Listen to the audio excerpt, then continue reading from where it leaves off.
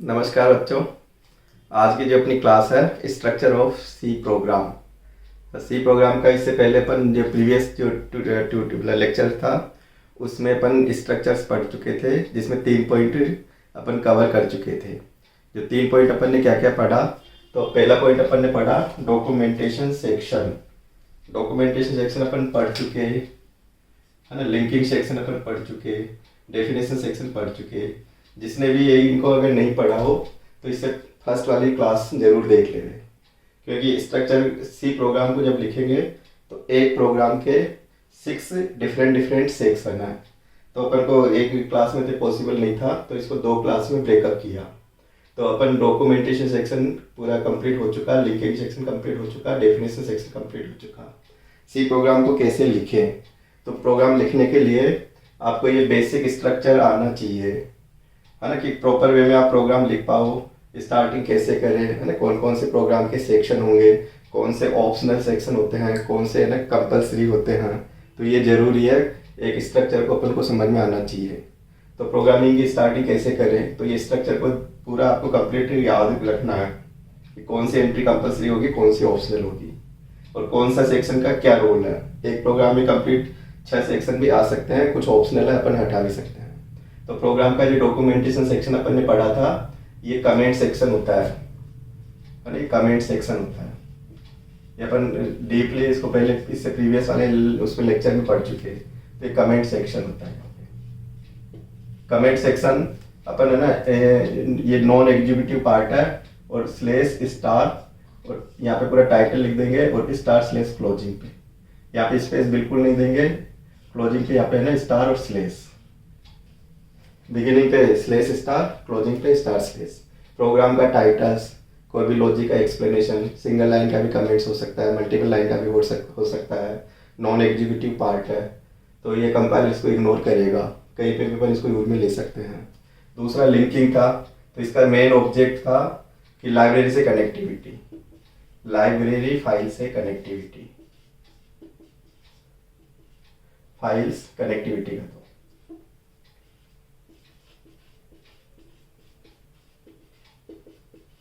अब कनेक्टिविटी के लिए, लिंकिंग के लिए अपन ने हैश इंक्लूड की हेल्प ली थी। हैश इंक्लूड ये एक प्री प्रोसेसर है, और ऐसे पर लाइब्रेरी फाइल को एंगुलर ब्रैकेट में यूज कर लेते हैं। प्रोग्राम पे डिपेंड करेगा आप कितने फंक्शंस यूज करते हो, तो उतनी ही लाइब्रेरी अपन यहाँ ले सकते हैं।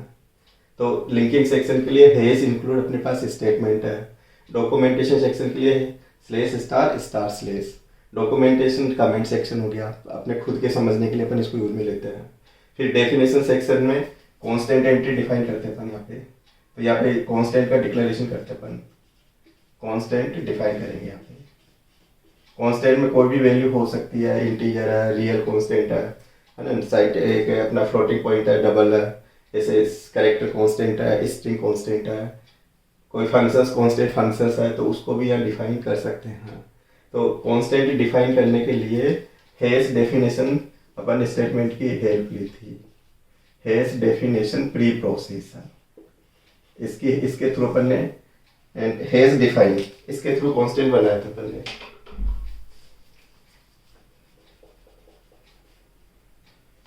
हैश डिफाइन एक स्टेटमेंट हो गया, प्री प्रोसेसर हो गया, कंपाइलर को डायरेक्ट इंस्ट्रक्ट करेगा। फिर अपना 4th नंबर का जो सेक्शन था, global declaration section, important part है ये भी कोडिंग का। तो एक फिर इसके बाद में 5th नंबर का सेक्शन होता है मेन फंक्शंस सेक्शन। फिर मेन फंक्शंस का ये बिगिन होगा, मेन फंक्शंस का ये बिगिन होगा, मेन फंक्शंस का क्लोज होगा। तो ये मेन फंक्शंस के 2 पार्ट है। Main functions having a 2 part. Number 1 आपका ये हो गया लोकल डिक्लेरेशन पार्ट, नंबर 2 हो गया एग्जीक्यूशंस पार्ट। फिर मेन फंक्शंस क्लोज होने के बाद फिर अपना फंक्शंस सब प्रोग्राम्स, मतलब प्रोग्राम्स के छोटे छोटे ब्लॉक्स होते हैं, इंडिपेंडेंट ब्लॉक्स होते हैं। तो ये सब प्रोग्राम का पूरा एरिया आ जाएगा। यहाँ पे नंबर ऑफ फंक्शंस कितने भी आ सकते हैं। तो टॉप लेवल पे मेन हो जाएगा, बॉटम लेवल पे फंक्शंस आ जाएगा। तो यहाँ पे फंक्शंस सब प्रोग्राम में functions 1, functions 2 and so on functions N, मतलब एक प्रोग्राम में कितने भी फंक्शंस अपन ले सकते हैं। ये जो कोडिंग करेंगे ये सब यूजर डिफाइन होंगे। प्रोग्रामर डिफाइन है, ये यूजर डिफाइन है, यूजर के द्वारा लिखे जाएंगे। तो अब अपन ग्लोबल सेक्शन, ग्लोबल डिक्लेरेशन में क्या लिखते हैं, मेन फंक्शंस को पूरा थोड़ा सा इनको डिस्क्राइब कर लेते हैं। 3 पॉइंट अपन डिस्क्राइब कर चुके, तो इससे जरूरी है, इससे प्रीवियस वाली जो लेक्चर है उसको आप जरूर देखें, क्योंकि वो नहीं देखोगे तो 3 सेक्शन का प्रॉपर डिटेल में नॉलेज नहीं हो पाएगा। तो ये 3 सेक्शन भी कुछ तो इसमें एसेंशियल अपन लिखते हैं, कुछ ऑप्शनल है, रिक्वायरमेंट है तो अपन इसको छोड़ भी सकते हैं। तो एक सी प्रोग्राम का जो बेसिक स्ट्रक्चर होगा, सी प्रोग्राम 6 डिफरेंट सेक्शन में डिवाइडेशन है। तो पहला सेक्शन आपको याद हो गया, डॉक्यूमेंटेशन, दूसरा लिंकिंग, तीसरा डेफिनेशन, चौथा ग्लोबल डिक्लेरेशन सेक्शन, पांचवा मेन फंक्शंस के there are 2 parts, local declaration part, execution part, 6 number में फंक्शंस सब प्रोग्राम, फिर functions 1, functions 2 and so on. तो इस तरह से एक प्रोग्राम का लेआउट बनेगा। तो अब अपन डिटेल में लेते हैं ग्लोबल डिक्लेरेशन सेक्शन, है ना, ग्लोबल डिक्लेरेशन सेक्शन। अब अपना प्रोग्राम का 4th नंबर का पोर्शन है global declaration section. Global declaration section, तुम कहोगे इसमें अपन क्या लिखते हैं, तो इसमें अपन ग्लोबल वेरिएबल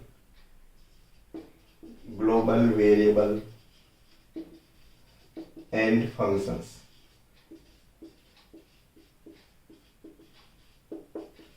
प्रोटोटाइप, डिक्लेरेशन करते हैं, है ना। इनमें कोई पूछे ना ग्लोबल डिक्लेरेशन सेक्शन में अपन क्या कर सकते हैं, तो एक तो अपन ग्लोबल वेरिएबल का डिक्लेरेशन, एक फंक्शंस प्रोटोटाइप का, ग्लोबल टाइप का डिक्लेरेशन। तुम कहोगे ग्लोबल डिक्लेरेशन किसको कहेंगे, तो कुछ वेरिएबल ऐसे होते हैं जो मल्टीपल प्लेसेस पे वर्क करे, कि ऐसे वेरिएबल जो आल है ना एंटायर पूरे प्रोग्राम में मल्टीपल फंक्शंस अदर प्लेस पे सभी पे एक्टिव रहे। तो global variable define outside the main functions भी ऐसे होंगे कि अगर फंक्शंस को भी अपन यूज करेंगे तो फंक्शंस का डिक्लेरेशन अगर मेन के ऊपर करते हैं, आउटसाइड द मेन करेंगे, तो वो ग्लोबल डिक्लेरेशन सेक्शन में आएगा। तो ग्लोबल में करने से क्या मतलब होगा कि अपन उसको कहीं पे भी, एनीवेयर, है ना, मल्टीपल मॉड्यूल्स में, मल्टीपल फंक्शंस में, सभी जगह उसको यूज कर सकते हैं।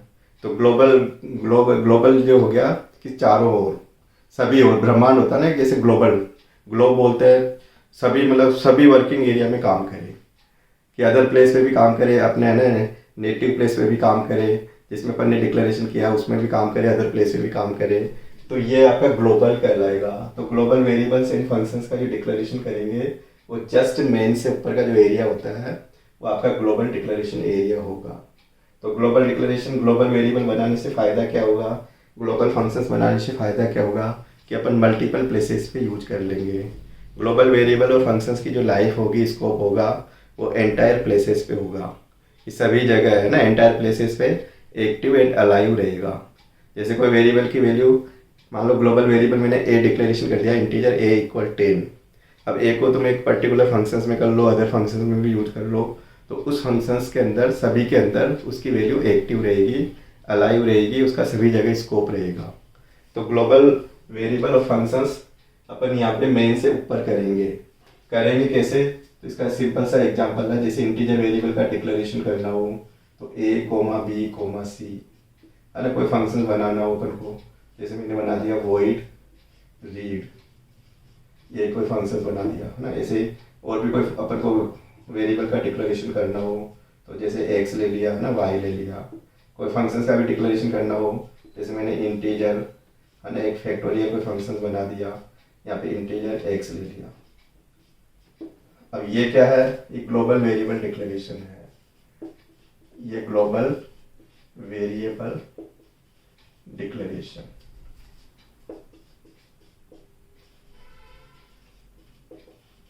और ये क्या है, ये functions prototype declaration, global type का है ये फंक्शंस प्रोटोटाइप।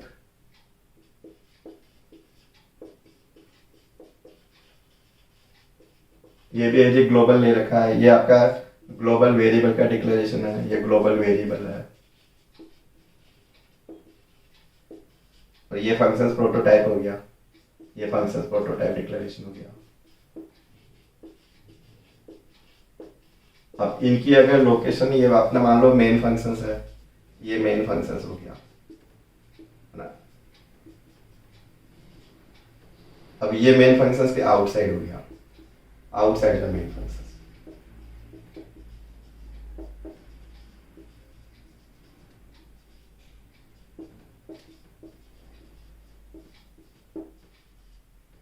जिसको अपन है ना पब्लिक टाइप के एज्यूम कर सकते हैं। तुम कहोगे पब्लिक का क्या मतलब होगा, तो पब्लिक का मतलब होता है एनी एनी यानी कोई भी यूज कर ले उसको, any body can be used. तो पब्लिक मीन्स सभी जगह एक्टिव रहे, सभी जगह वो यूज में हो। ऐसे नहीं कि एक एक पर्टिकुलर फंक्शंस में जाके उसकी लाइफ वहीं तक सीमित हो जाए, तो वो आपका ग्लोबल नहीं होगा, फिर वो लोकल बन जाएगा। तो ग्लोबल वेरिएबल्स या फंक्शंस है वो मल्टीपल फंक्शंस में भी उसको अपन अलाउ कर सकते हैं। सभी जगह उसकी लाइफ रहेगी, उसको अलाइव रहेगा, एक्टिव रहेगा, डेड नहीं होगी उसकी वैल्यू। कई वेरिएबल ऐसे होते हैं जो एक फंक्शन में इनसाइड डिफाइन कर दिया, अदर फंक्शंस में अगर उसको अपन यूज कर ले तो उसकी वैल्यू खत्म हो जाती है। तो ये ग्लोबल है ना, सभी जगह अलाइव रहेगा, एक्टिव रहेगा, सभी जगह काम करेगा। तो कई बार अपन को मल्टीपल जब अपन फंक्शंस बनाते हैं एक प्रोग्राम में, तो बार बार डिक्लेरेशन नहीं करे अपन, एक बार डिफाइन कर दो, सभी जगह उसको काम में ले लो। तो अपन को क्या है, ग्लोबल वेरिएबल डिफाइन करने पड़ जाते हैं। एक फंक्शंस बना दिया, फंक्शंस को मान लो कि मैं किसी अनदर फंक्शंस में भी यूज करूँ, 2 या 3 फंक्शंस के अंदर सेम फंक्शंस को मैं यूज करूँ, अगर मैं उसको लोकल डिक्लेरेशन में डाल दूंगा तो फिर वो यूज नहीं हो पाएगा, वो एरर दे देगा, अनडिफाइंड में आ जाएगा। तो अपन को फंक्शंस या इसका वेरिएबल का डिक्लेरेशन ग्लोबल टाइप का करेंगे तो मेन के आउटसाइड करेंगे। तो ग्लोबल वेरिएबल्स क्या है, मल्टीपल प्लेसेस पे वर्क करेंगे, सभी जगह है ना, एंटायर प्लेसेस पे अलाइव और एक्टिव रहेंगे है ना, एंटायर प्रोग्राम के लिए पूरा कंप्लीट वो काम करेंगे। तो ऐसे सोच सकते हो आप। तो ये ऑप्शनल है, अगर सिंगल फंक्शंस लेके काम करें तो अपन को इसकी ज़रूरत पड़ेगी नहीं। अगर आप एक प्रोग्राम में मल्टीपल फंक्शंस बनाते हैं तो देन फिर लोकल और ग्लोबल वेरिएबल का अपन को इम्पोर्टेंस समझ में जाएगी। फिर अपना चलता है 5th नंबर पे, है ना। 5th नंबर पे अपना चलेगा मेन फंक्शंस। अब उसको भी देखिए अपन, यहाँ पे अपना आता है मेन फंक्शंस।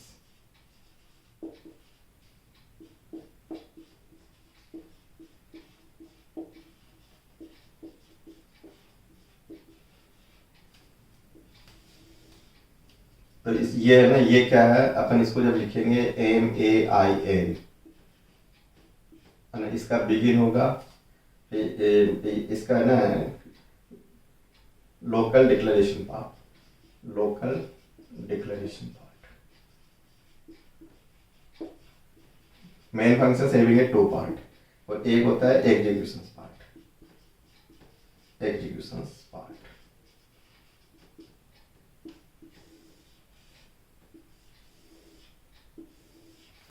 और इसका मेन का क्लोज होगा, मेन का बिगिन होगा, मेन का क्लोज होगा, मेन का बिगिन है ना, मेन का क्लोज। ये ब्रेसेस इंडिकेट करेगा, ये begin brace, close brace, compulsory है शुरू एंड क्लोज, तो ये आपका है ना क्लोज हो जाएगा। और मेन फंक्शन हैविंग ए 2 part, local declaration part, execution part. और मेन कंपलसरी है, तो ये क्या है, कंपलसरी फंक्शंस, कंपलसरी, एसेंशियल कर दो, essential. Every programme must be have है ना, must be have one functions, वो मेन फंक्शंस तो होगा, एटलीस्ट मेन फंक्शंस तो एवरी प्रोग्राम के अंदर होगा। तो एसेंशियल है, कंपलसरी है, एसेंशियल फंक्शंस कंपलसरी कर दो, स्टार्टअप कर दो, स्टार्टअप, स्टार्टअप फंक्शंस कर दो। सी प्रोग्राम की जो स्टार्टिंग एंड क्लोजिंग होगी, सी प्रोग्राम जो होगा ना, C program executions start and close, close means end कर दो, विद मेन के साथ ही होगा, with main functions, main functions. मतलब एसेंशियल है, कंपलसरी है, लिखना जरूरी है, एटलीस्ट 1 फंक्शंस तो सी प्रोग्राम में लिखना ही होगा, वो आपका मेन फंक्शंस होगा। स्टार्टअप फंक्शंस कर दो, सी प्रोग्राम का एग्जीक्यूशन वो मेन से ही शुरू करेगा, मेन से ही क्लोज करेगा। अगर मेन से अपन कहीं पे भी जंप करते हैं तो वापस बैक में मेन के अंदर ही आके फिर देन क्लोजिंग करेंगे। तो ये कंपलसरी है, मतलब मेन कंट्रोल मेन से होगा। यूजर डिफाइन फंक्शंस है, ये पॉइंट भी याद रखना जरूरी है। यूजर डिफाइन है, इसका पूरा एंटायर जो इनसाइड कोडिंग है, इनसाइड जितना भी इसका पार्ट है, इनसाइड जो पूरा पार्ट है, written by user, written by user. बस अपन को एक स्टार्टिंग के लिए मेन दे दिया कि मेन से आप कोई भी प्रोग्राम को शुरू करोगे तो मेन से कर दो। कंपाइलर में फैसिलिटीज दे दी, तो मेन में ना यूजर डिफाइन है, यूजर के द्वारा इसका पूरा कोड लिखा जाएगा। Main having a two part, main function having a two part.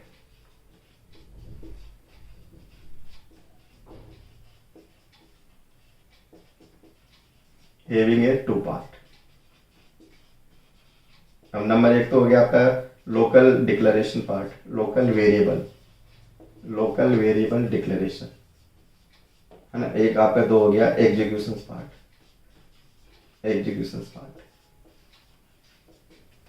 तो लोकल में क्या होगा कि अपन ने अभी बोला था ना, इससे जस्ट पहले, मेन से पहले ग्लोबल वेरिएबल, और फिर अपन लोकल किसको बोलेंगे, तो लोकल मीन्स होता है इनसाइड द मेन फंक्शंस। कोई भी अगर डिक्लेरेशन करोगे, कोई भी डिक्लेरेशन है variables and functions if define या declare inside the main functions, तो देन कोड वो लोकल हो जाएगा। लोकल कब करेंगे अपन, लोकल वेरिएबल एक सिंगल प्लेसेस पे काम करेगा। Local variable work within functions कर दो, अदर प्लेस पे वो डेड हो जाएगा। तो कोई भी लोकल वेरिएबल का डिक्लेरेशन होगा वो सिंगल प्लेस पे ही एक्टिव रहेगा, अलाइव रहेगा, डिफाइन इनसाइड द फंक्शंस होगा। अदर फंक्शंस में अगर यूज करेंगे तो अनडिफाइंड हो जाएगा। ऐसे ही फंक्शंस भी लोकल हो सकता है, वेरिएबल का डिक्लेरेशन भी लोकल हो सकता है। लोकल मीन्स होता है एक पर्टिकुलर प्लेस पे वर्क करने वाला, कि कोई भी ऐसा वेरिएबल जो सिंगल प्लेस पे ही एक्टिव रहे, अलाइव रहे, अदर प्लेस पे जाऊँ तो डेड हो जाए। तो अपन ये लाइफ में भी इस तरह का लोकल और ग्लोबल का कंसेप्ट फॉलो करते हैं।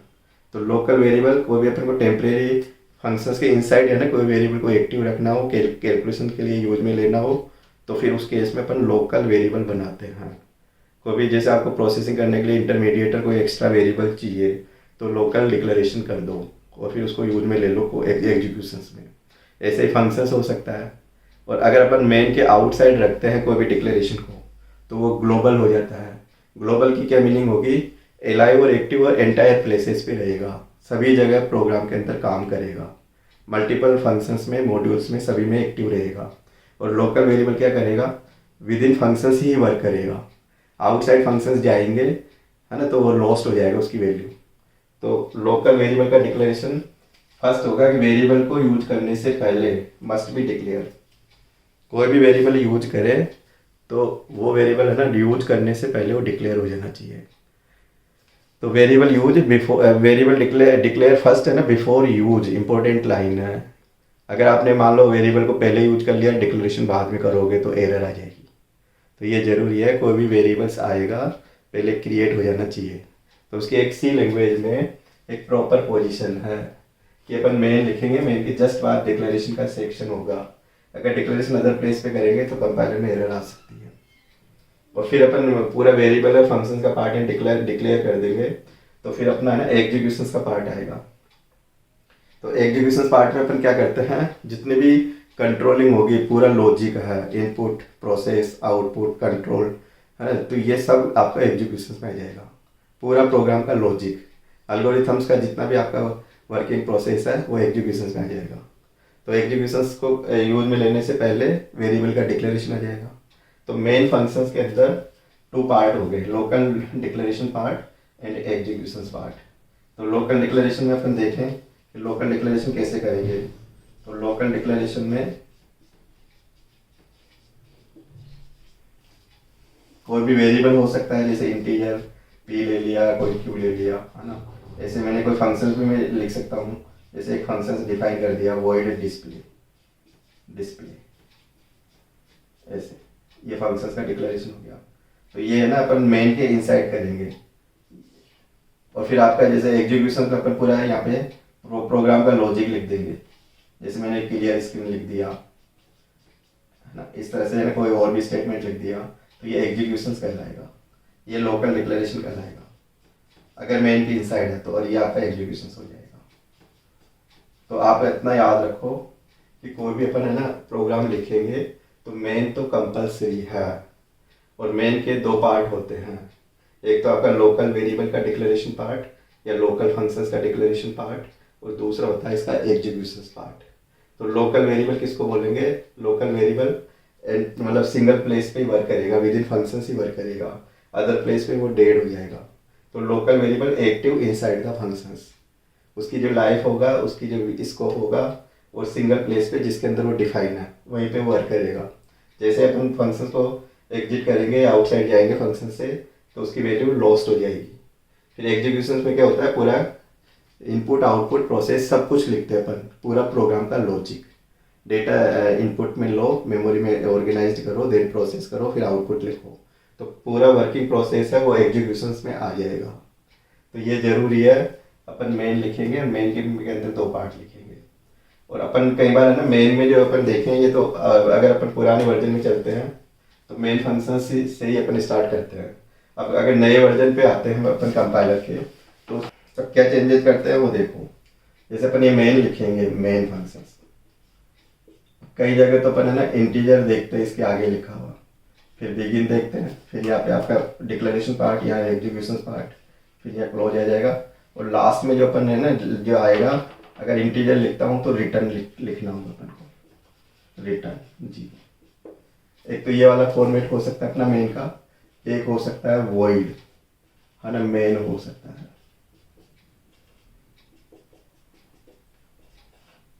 तो ये क्या है, ये रिटर्न टाइप होता है, ये रिटर्न टाइप, ये भी रिटर्न टाइप है। अब तुम कहोगे ये क्यों लगा दिया अपन ने? अभी जितने भी लेटेस्ट कंपाइलर आ रहे हैं, तो फंक्शंस का अपन को है ना रिटर्न टाइप देना होता है।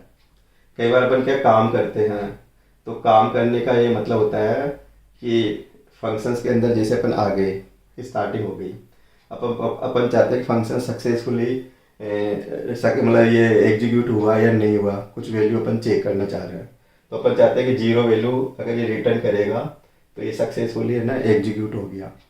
या अपन इससे कुछ रिटर्न चाहते हैं, जैसे अपन कई बार ऑफिस में गए, है ना, जैसे अपन घर से चलेंगे, अब घर से किसी ऑफिस में चले गए। अब ऑफिस में अपन घर से जब चलते हैं तो ऑफिस में क्या होता है कि ब्लैंक है ना, खाली हाथ चलते हैं। और जब काम करेंगे तो वहीं का डेटा यूज करो, वहीं पे रिजल्ट को प्रोसेस करो, रिजल्ट को वहीं पे छोड़ दो, और जब पूरा काम ओवर हो जाए तो खाली लौट के आ जाओ।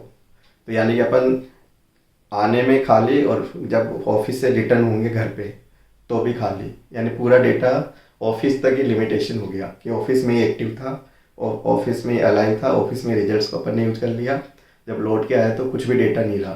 तो उस केस में अपन वॉइड लगा देते हैं।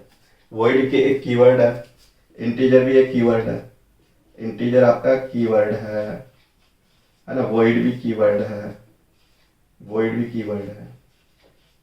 तो इंटीजर और वॉइड अपन डेटा टाइप में पढ़ चुके हैं। तो ये आपका ये डेटा टाइप वाले कीवर्ड है। कौन से डेटा टाइप में आते हैं ये बेसिक डेटा टाइप में आते हैं। बेसिक को क्या बोलेंगे, inbuilt data type, pre defined data type.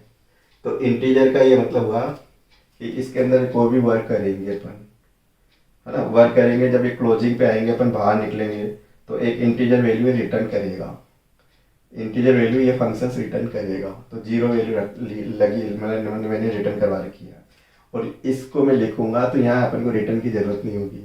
तो ये नथिंग रिटर्न, वॉइड मीन्स होता है नो डेटा, वॉइड मीन्स होता है नो डेटा। आगे जाके बहुत काम का है ये वर्ड, नो डेटा, है ना, एम्प्टी डेटा का। तो वॉइड मीन्स होता है एम्प्टी डेटा, वॉइड मीन्स हो गया नथिंग, नथिंग, है ना, और नथिंग रिटर्न।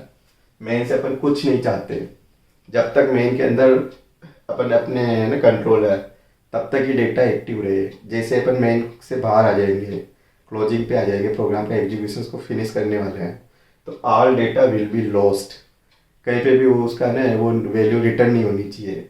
तो उस केस में वॉइड लगा दूंगा मैं कि डेटा भी यहीं पे क्रिएट होगा, रिजल्ट भी यहीं बनेगा, रिजल्ट को प्रोसेस होगा, रिजल्ट को यहीं पे डिस्प्ले करेंगे। जब कंप्लीट ओवर हो जाएगा तो पूरा डेटा फिनिश हो जाए, अपना लॉस्ट हो जाए, तो उस केस में वॉइड लगा दूँ।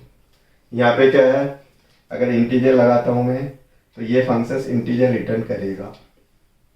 कई बार होता है ना अपना रिटर्न का कंसेप्ट, मैंने तुमको एक डेटा दे दिया, फिर मैं कहूँगा मेरे को रिजल्ट्स दो, है ना, या मैं कहूँ कि तो 0 या 1 कुछ मेरे को रिटर्न करो। अगर कुछ रिटर्न आएगा तो मैं सोचूंगा कि सक्सेसफुल तुम्हारा तुम्हारा तुमने ना प्रोसेस कर दिया, और कुछ रिटर्न मेरे पास नहीं आया तो फिर मैं सोचूंगा कुछ भी काम नहीं किया तुमने। तो अपन है ना, ये दोनों ही ऑप्शंस अपने पास, कहीं कोडिंग में इंटीजर मेन और कहीं कोडिंग में वॉइड मेन। वॉइड मेन अगर लिखेंगे तो रिटर्न का कंसेप्ट खत्म हो जाएगा यहाँ पे, और मैं इंटीजर मेन लिखूंगा तो रिटर्न 0 एंड पे लगेगा। तो यहाँ पे इंटीजर ये फंक्शन जब इवेल्युएट होगा, फाइनल जब क्लोजिंग पे आएंगे तो 0 वैल्यू रिटर्न करेगा, ये नथिंग रिटर्न करेगा। तो ये अपन को मेन का थोड़ा सा ध्यान रखना होगा। मेन में दो पार्ट हो गए, लोकल और एग्जीक्यूशन। तो लोकल डिक्लेरेशन कैसे करते हैं, तो यहाँ पे जितने भी डेटा पार्ट आएगा तो पहले डिफाइन करो, पूरा डिक्लेयर करो। कोई फंक्शंस यूज करोगे तो उसको यहाँ डिफाइन करो। अपन भी कोई भी काम करते हैं तो कई बार होता है ना कि आपको क्या क्या रिक्वायरमेंट है पहले डिक्लेयर कर दो। कई बार जैसे बच्चे काम करेंगे, अब तुम कह दो कि मेरे को कैलकुलेटर चाहिए होगा, पहले बताओ। फिर तुम कहोगे मेरे को लोगरिथम्स टेबल चाहिए, पहले डिफाइन कर दो पूरा। तुम कहोगे मेरे को ट्रिग्नोमेट्री टेबल चाहिए। तो काम करने से पहले पूरा माइंड में पूरा है ना आइटम्स को पूरा फॉलो कर लो, फिर जो भी तुम्हारे माइंड में है उसको लोगे तो वो डेटा या आपके पास आइटम आ जाएगा। तो ये डिक्लेरेशन करना जरूरी है। ये पूरा मेमोरी में कंपाइलर में मीनिंग डिफाइन हो जाती है, कितनी मेमोरी चाहिए, पूरे यहाँ सब कुछ डिक्लेरेशन में क्लियर हो जाता है। तो पहले डिक्लेरेशन करेंगे तो अंदर करेंगे तो लोकल, मेन के बाहर करेंगे तो ग्लोबल। ग्लोबल करने से क्या फ़ायदा होगा, मल्टीपल प्लेसेस पे काम कर सकते हैं कि एक बार डिफाइन करो वेरिएबल को 10 जगह यूज कर लो। लोकल से क्या अपन को एडवांटेज है, वो फंक्शंस के इनसाइड ही वर्क करेगा, ये अदर प्लेस पे वर्क नहीं करेगा। इसकी लाइफ जो होगी वो विद इन फंक्शंस होगी, आउटसाइड ये डेड हो जाएगा, अननोन हो जाएगा बिल्कुल। तो ये ध्यान देने का पॉइंट होता है यहाँ पे। फिर अपना अगर मेन कंप्लीट हो जाता है ना, उसके बाद अपन देखें 6 नंबर का जो सेक्शन है, functions sub programme. Functions sub programme, छोटे छोटे प्रोग्रामों के पोर्शन, ये अपना 6 नंबर का सेक्शन होता है। अब ये क्या होता है कि जब लार्ज प्रोग्राम होता है तो उसको अपन डीकम्पोज करते हैं और छोटे छोटे इंडिपेंडेंट ब्लॉक बनाते हैं। अब तुम अगर छोटे छोटे इंडिपेंडेंट ब्लॉक बना दोगे तो उनको अपन को ना एक नोमेनक्लेचर देना पड़ेगा। तो जो उसको नाम असाइन करोगे वो अपने आप में एक फंक्शंस हो जाएगा। फिर जब उनको यूज करेंगे तो नाम से कॉल कर लो तो वही एग्जीक्यूशंस में आ जाएगा। तो अपन को जब लार्ज प्रोग्राम को डीकम्पोज करना हो, ब्रेकअप करना हो, स्मॉल इंडिपेंडेंट ब्लॉक्स बनाने हो, तो फिर फंक्शंस की थ्योरी पे आना होगा। तो फिर मेन के जस्ट नीचे 6 नंबर पे तो अपन फंक्शंस ऐसे बना सकते हैं। जैसे मैंने बना दिया फंक्शंस 1, ये एक फंक्शन बना दिया है ना, इसका ये बिगिन हो गया, ये क्लोज हो गया। ऐसे फंक्शंस 2, तो ऐसे एन फंक्शंस तक हो सकते हैं, डिपेंड करेगा आप कितना पार्ट में ब्रेकअप करते हो, है ना। ऐसे करते करते मैं ना एक प्रोग्राम के अंदर एन फंक्शंस ले सकता हूँ, डिपेंड करेगा आप साइज क्या रखोगे प्रोग्राम की। एन तक ले सकता हूँ यहाँ पे, एन तक। तो ये क्या है, इंडिपेंडेंट ब्लॉक है, ये इंडिपेंडेंट ब्लॉक है।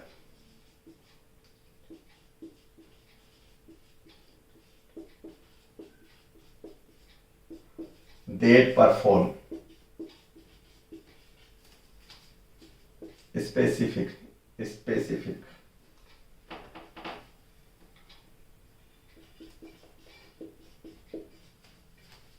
टास्क,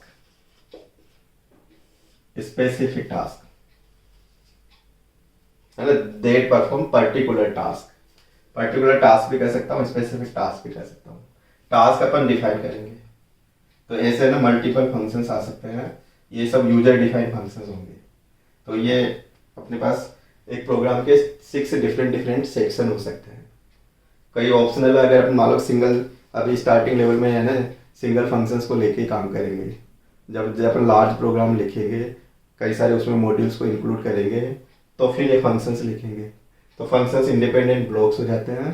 प्रोग्राम का एक पर एक कोई भी सेगमेंट कर दो, डेट परफॉर्म स्पेसिफिक टास्क कर दो, एक विशेष कार्य होगा फंक्शंस का। कार्य अपन खुद डिफाइन करेंगे और फिर इसकी कोई एक नाम दे दिया। अब जैसे इसका नाम अपन ने फंक्शंस 1 दे दिया, तो इसको फिर इस फंक्शंस 1 से इसको कॉल करेंगे, कॉल करते ही एग्जीक्यूशन में आ जाएगा।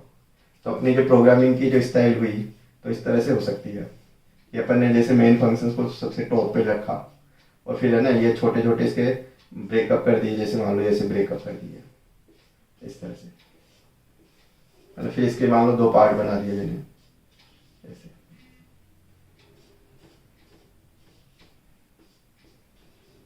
ये फंक्शंस 1 कर दो, फंक्शंस 2 कर दो, फंक्शंस 3 कर दो, फंक्शंस 4 कर दो, एक दूसरे से इंटरलेस्ड है ये आपस में। तो ये क्या होता है, ये टॉप लेवल पे तो ये हो गया, टॉप लेवल पे तो आपका मेन फंक्शंस आ जाएगा टॉप लेवल पे, और ये बॉटम लेवल पे सब फंक्शंस आ गए, ये फंक्शंस हो गए, ये सब फंक्शंस कर दो। और ये जो पूरी अप्रोच कहलाती है, ये फिर आगे जाके है ना इसको अपन टॉप डाउन डिजाइन बोल देंगे, top down approach, top down approach नाम दे देंगे इसको। तो इस तरह से पूरी स्टाइल चलती है सी लैंग्वेज की। तो 6 सेक्शन से एक प्रोग्राम बना होता है। अब इस पूरे सी प्रोग्राम के स्ट्रक्चर को एक है ना प्रोग्रामिंग के थ्रू अपन मैं एक एक्सप्लेनेशन कर देता हूँ। तो एक प्रोग्राम के थ्रू अपन इस थोड़ा सा डिफरेंट डिफरेंट सेक्शन को ना नॉमिनेट करके बता देता हूँ कि कैसे क्या होता है।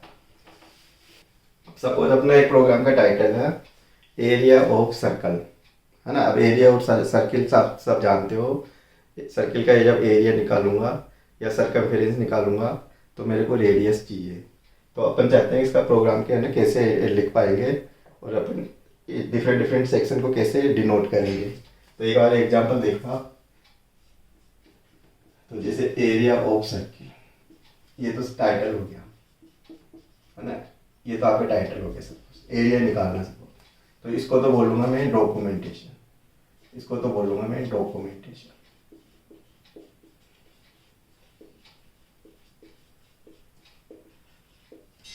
ये आपका पहला पोर्शन हो गया है ना। अब फिर अपन लिंकिंग सेक्शन कैसे लिखते हैं प्रोग्राम में, तो प्रोग्राम में आपको इस तरह का नजर आएगा, इंक्लूड,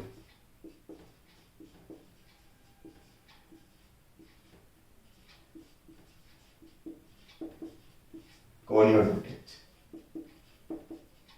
है ना। ये आपका लिंकिंग सेक्शन हो गया, ये आपका सेकंड पोर्शन हो गया लिंकिंग सेक्शन का। ये लाइब्रेरी फाइल से कनेक्टिविटी हो जाती है, इससे जरूरी हो जाता है। stdio.h लाइब्रेरी हेडर फाइल है, conio.h लाइब्रेरी हेडर फाइल है, हेस इंक्लूड प्री प्रोसेसर है। तो ये नॉमिनक्लेचर भी याद होना चाहिए कि किसको क्या बोलते हैं। फिर अपना मान लो कि ग्लोबल डिक्लेरेशन लेना हो अपन, जैसे इंटीजर ए ना, इससे पहले अपन को मान लो कि कोई कांस्टेंट डेटा बनाना हो अपन को, कांस्टेंट बनाने के लिए फिर अपन लिखते हैं ना hash define, hash define preprocessor है। अब पाई का मान मेरे को फिक्स रखना है, 3.14 रखना है, तो ये आपका एक कांस्टेंट हो गया। डेफिनेशन सेक्शन हो जाएगा ये डेफिनेशन सेक्शन। यहाँ पे कांस्टेंट एंट्री आ जाएगी, कांस्टेंट, है ना। फिर अपन को कोई भी वेरिएबल लेना हो, अब जैसे मैंने यहाँ पे कर दिया हेज डिफाइन, यहाँ पे नहीं हेज नहीं, अपन ने लोकल डिक्लेरेशन करना, ग्लोबल डिक्लेरेशन करना हो, अब जैसे मैंने कर दिया यहाँ पे फ्लोट रेडियस यहाँ पे, फिर मैंने यहाँ पे लिख दिया वॉइड मेन। अब ये वाला जो पोर्शन हुआ, ये वाला जो पोर्शन हुआ, ये local declaration, global declaration, 4th number पे ग्लोबल वेरिएबल डिक्लेरेशन, क्योंकि आउटसाइड द मेन डिफाइन किया हुआ है ना। फिर अपना ये मेन फंक्शन सेक्शन हो गया 5वें नंबर पे, ये हो गया मेन फंक्शन सेक्शन।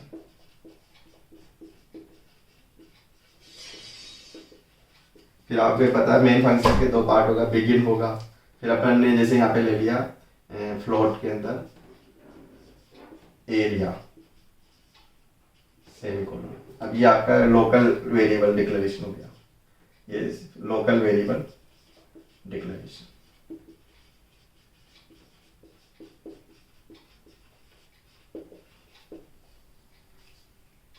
फिर यहाँ पे अपन क्लियर स्क्रीन, यहाँ से एग्जीक्यूशन पार्ट शुरू हो गया, CLR SCR, है ना। फिर अपन ने प्रिंट ऑफ एक फंक्शन से अप्लाई किया, लाइब्रेरी फाइल, लाइब्रेरी फंक्शन हो गया ये, एंटर रेडियस,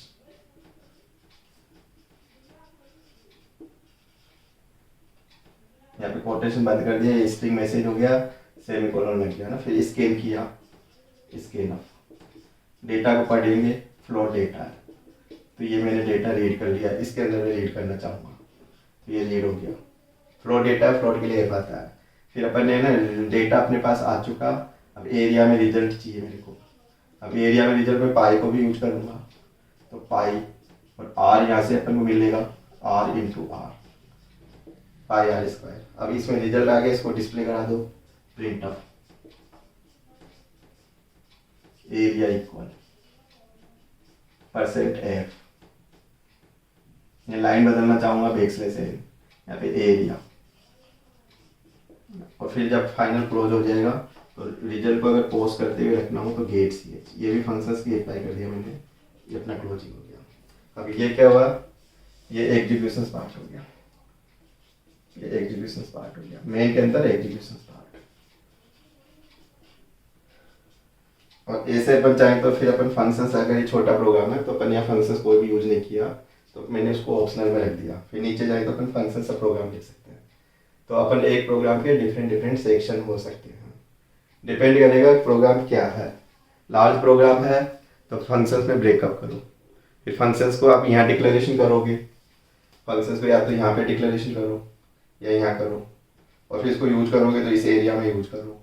फिर उसको जब डिफाइन करोगे तो मेन के जस्ट नीचे डिफाइन करो। तो अपने एक सी प्रोग्राम का जो स्ट्रक्चर है डिफरेंट 6 सेक्शन में डिवाइडेशन है। तो आपको ये पूरे सेक्शन के नोमेनक्लेचर आ जाने चाहिए, कौन से सेक्शन का क्या रोल है ना, कैसे अपन उसकी एंट्री कर पाते हैं। ये तो अपन को थोड़ा सा सीखने में टाइम लगेगा क्योंकि टर्मिनोलॉजी अभी अपन ने पढ़ी नहीं। तो ये जब टर्मिनोलॉजी कंप्लीट आ जाएगी तो ये कंप्लीट तुम प्रोग्राम लिख पाओगे। तो कोई भी प्रोग्राम बनेगा है ना, सी का प्रोग्राम बनेगा तो उसमें तीन अलग अलग है ना इंफॉर्मेशन को अपन इंक्लूड कर देते हैं। तो 3 पार्ट से पूरा प्रोग्राम बनेगा। पहला पार्ट तो प्री प्रोसेसर की हेल्प लेते हैं अपन, प्री प्रोसेसर। दूसरा पार्ट अपन इसमें इंक्लूड करते हैं सी टोकन्स। टोकन्स में 6 कैटेगरी है अपने पास, 6 टाइप का आइडेंटिफायर वेरिएबल्स। और तीसरा पार्ट अपन फंक्शंस इसमें इंक्लूड कर देते हैं। तो 3 का मिक्सअप हो जाता है एक प्रोग्राम, प्री प्रोसेसर का, टोकन्स का, फंक्शंस का। तो यहाँ पे अगर देखें तो ये देखिए प्री प्रोसेसर आ गया ये वाला, और अपन यहाँ देखें तो ये फंक्शंस आ गए है ना, ये आपका फंक्शंस हो गया, ये फंक्शंस हो गया, ये फंक्शंस हो गया, ये फंक्शंस हो गया, ये फंक्शंस हो गया। तो ये सब ये फंक्शंस है, ये जो मैंने लिखे हैं ये फंक्शंस है। तो एक प्रोग्राम कंसिस्ट ऑफ 3 पार्ट से मिलके बनता है, 3 पार्ट का मिक्सअप हो जाता है उसमें। तो एक तो फंक्शंस, टोकन्स, प्री प्रोसेसर। और प्री प्रोसेसर में ये पूरे प्री प्रोसेसर है, ये हैश इंक्लूड, ये सब प्री प्रोसेसर है ना, ये प्री प्रोसेसर है, ये प्री प्रोसेसर।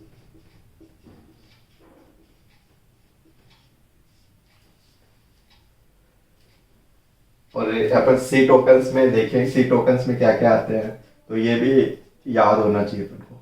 सी टोकन्स में तो कीवर्ड आएगा है ना, कीवर्ड, और यहाँ पे आइडेंटिफायर, आइडेंटिफायर में वेरिएबल आ जाएगा आइडेंटिफायर। फिर आपका ऑपरेटर कांस्टेंट, तो कांस्टेंट अपन ने यूज किया हुआ है। फिर ऑपरेटर, ऑपरेटर से पूरा जॉब होगा। तुम कहोगे ऑपरेटर यहाँ कौन से हैं, तो ये ऑपरेटर है, ये सब ऑपरेटर है, ये सिंबल्स। ऑपरेटर के बाद में स्ट्रिंग, स्ट्रिंग हो गया, स्ट्रिंग। स्ट्रिंग के बाद में 6 नंबर पे पंक्चुएशंस, पंक्चुएशंस।